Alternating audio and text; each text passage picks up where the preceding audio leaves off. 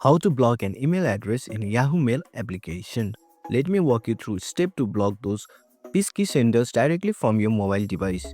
Let's get started. Open your Yahoo Mail application. You have to navigate through your inbox and tap on email from the sender you want to block. As we know that Yahoo Mail application doesn't have block option, so we're gonna choose mark as spam. So select the sender's profile that you want to block.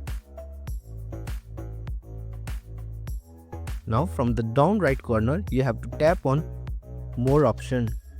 In the pop-up, select mark as spam. What this does is, future mails from the sender will be directly directed to your spam folder.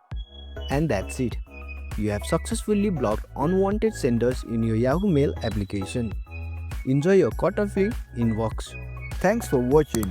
If you found this helpful, give it a thumbs up and consider subscribing for more tutorials.